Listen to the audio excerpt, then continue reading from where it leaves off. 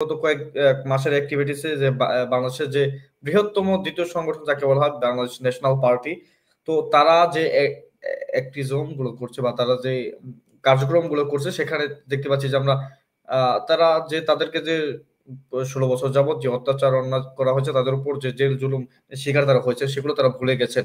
এমনকি তারা যে ফ্যাসিস্ট আওয়ামী ফ্যাসিস্ট তাদেরকে আবার তারা নির্বাচনে ডাকছে। আসলে এটা কি তারা ফ্যাসিস্টকে আশ্রয় দিচ্ছে কিনা আপনি কি মনে করছেন আর কি? আওয়ামী লীগ দেউলিয়া কিনা। দেউলিয়ার বিপরীত শব্দ যেটা আমি জানি না, ধরে নেন আউলিয়া। আওয়ামী লীগ কোন কালে আউলিয়া ছিল? একটা দলের দেউলিয়া না হওয়ার সেটা হলো যে তার বয়ান আদর্শ থাকতে হয়, জনসমর্থন এবং প্রাসঙ্গিকতা। আওয়ামী লীগের যে নীতি আদর্শ তারা স্বাধীনতার পরে বলা শুরু করছে, 4টা সংবিধানে আনছে, তাদের নীতি আদর্শ বলা শুরু করছে। সেই নীতি আদর্শের আহ, ভিত্তি বা নীতি আদর্শের প্রাসঙ্গিকতা কোনোদিনই বাংলাদেশে ছিল না। তারা সেটা জোর করে চাপায় দেওয়া হয়েছে নানাভাবে। আর জনসমর্থন, সেটা আওয়ামী লীগের জনসমর্থন, মানে আওয়ামী লীগের জনসমর্থন আসলে নাই। এই জনসমর্থনটা কি বাংলাদেশের মানুষ জ্বলন্ত উনুন আর ফুটন্ত কড়াই এর মাঝখানে পড়ে আছে। যখন উনুনে থাকে তখন কড়াইতে ভালো লাগে, যখন কড়াই থাকে তখন উনুনে ভালো লাগে। এই কারণে আওয়ামী লীগ বারবার ক্ষমতায় গেছে হয়তো, কিন্তু সেটা আওয়ামী লীগের জনসমর্থন এটা বলাটা ভুল। হ্যাঁ, আওয়ামী লীগের একটা শক্ত দলীয় ভিত্তি আছে। দলীয় কর্মী জনসমর্থন নিশ্চয়ই এক জিনিস না। তারা দলীয় কর্মীদেরকে নানাভাবে মাফিয়া দলগুলো যেভাবে সুবিধা দিয়ে দলীয় কর্মী বাহিনীকে মজবুত রাখে, আওয়ামী লীগ সেটা তার দলীয় কর্মীদেরকে নানা ধরনের অনৈতিক অন্যায় বা ন্যায় সুবিধা দিয়ে দলীয় কর্মী বাহিনী করে রাখছে। তার মানে এটা তাদের জনসমর্থন আছে। ফলে আওয়ামী লীগ দেউলিয়া হয়ে গেল কিনা এই প্রশ্নের আগে প্রশ্ন হলো আওয়ামী লীগ কোন কালে দেউলিয়া ছিল না বা কোন কালে আউলিয়া ছিল, কোন কালে আউলিয়া ছিল না। তো সেজন্য আওয়ামী লীগ দেউলিয়াই ছিল। সেই দেউলিয়াত্বটা এখন আরো প্রকট ভাবে সেটা ফুটে উঠছে। দ্বিতীয় যে বিষয়টা বললেন যে আপনি বলছিলেন যে তারা তো ক্ষমতায় ছিল অনেক বছর।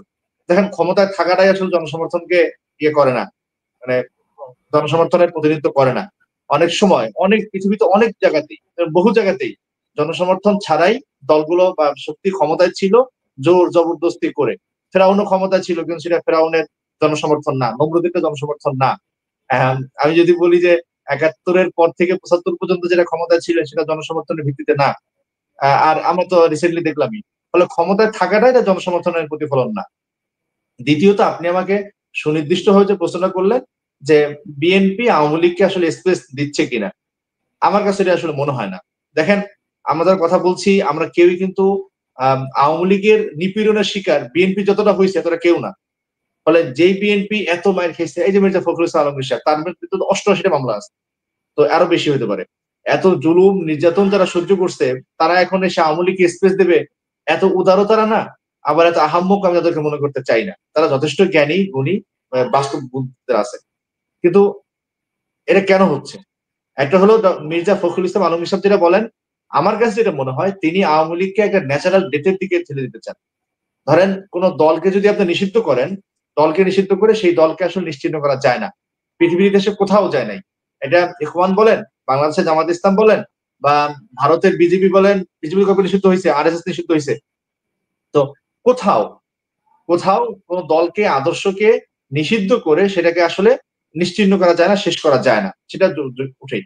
কিন্তু কোন দলকে যদি আস্তে আস্তে কাজ করতে তার প্রাসঙ্গিকতা হারায় ফেলা যায়, যেমন বাংলাদেশে মুসলিম লীগের আর কোনো প্রাসঙ্গিকতা নাই। মুসলিম লীগ কিন্তু নিশ্চিত করতে হয় নাই, কিন্তু মুসলিম লীগ কিন্তু হারায় গেছে। তো মির্জা ফখরুল ইসলাম আলম হিসাবে যেটা চান, আমার মনে হয় যে তারা আওয়ামী লীগকে নির্বাচন করতে দিতে চান, দিয়ে আওয়ামী লীগকে একটা ন্যাচারাল ডেথের দিকে ঠেলে দেওয়া, যে তারা এমনি মারা যাবে।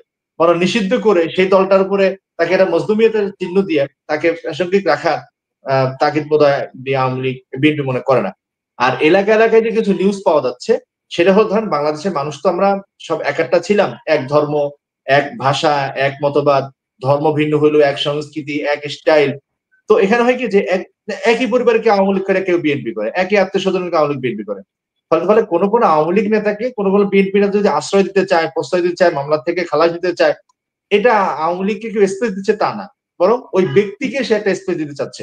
এটা আমার মনে হয় না খারাপ কিছু।